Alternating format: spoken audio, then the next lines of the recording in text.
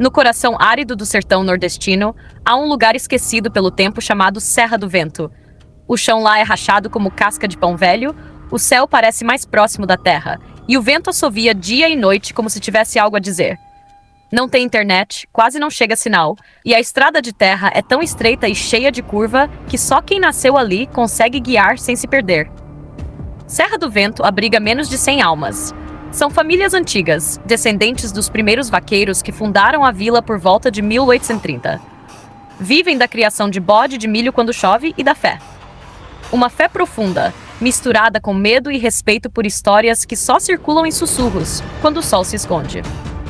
Antônio era um jovem professor recém-formado. Vindo da capital, aceitou o desafio de ensinar na vila por idealismo. Queria fazer a diferença, levar educação para quem precisava. Quando chegou, foi bem recebido, mas notou que havia um silêncio estranho entre os moradores, um assunto que ninguém tocava. Bastava ele mencionar a trilha da serra ao norte da vila para os rostos se fecharem. As crianças comentavam que se ouviam tambores batendo ao longe do alto da serra. Outros diziam que luzes se acendiam sozinhas no mato. E havia a história da Pedra da Caveira, uma rocha esculpida pelo vento em forma de crânio humano, onde dizem que os antigos pajés realizavam rituais. O que ninguém dizia em voz alta era que subir aquela serra depois do pôr do sol era como pedir para desaparecer. Antônio não acreditava nessas coisas. Era cético, racional. Até que começou a ter sonhos estranhos. Sempre com fogo, vento e vozes em um idioma que ele não conhecia. Certo dia, encontrou uma caderneta velha no porão da escola, coberta de poeira. Dentro, registros do século XIX. Um trecho chamava a atenção. Jamais perturbe o santuário no alto da serra. O vento guarda a dor dos que vieram antes. Curioso, e achando que tudo aquilo era apenas superstição, Antônio decidiu subir a trilha. Era uma noite quente e silenciosa. Ele levou uma lanterna, o caderno e uma garrafa d'água. Enquanto subia, o vento ficou mais forte e o ar parecia pesado, quase sufocante.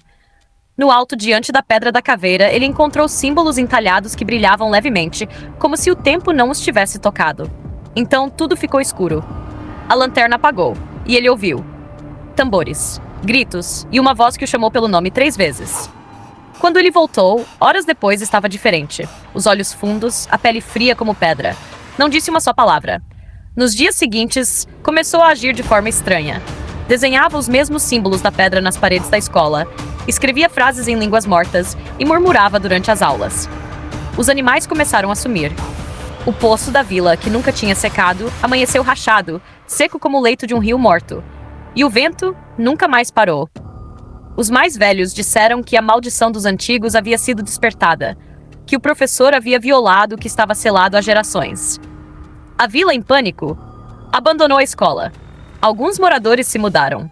Outros juram que nas noites de lua minguante, ainda dá para ver Antônio no alto da serra, em pé, parado como uma estátua, com os olhos brilhando no escuro.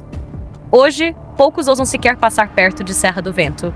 E quem ouve o vento assobiando à meia-noite, diz que ele carrega uma palavra em uma língua que ninguém entende, mas que arrepia até os ossos. Se você estiver viajando pelo sertão e o vento começar a soprar forte, não olhe para trás. E nunca, nunca siga uma trilha que sobe sozinha. E dizem que o vento da serra ainda sussurra o nome dele. Você ouviu alguma coisa enquanto assistia? Se teve coragem de chegar até aqui, deixa o like, comenta o que achou e se inscreve no canal porque toda semana tem uma nova história que talvez não te deixe dormir.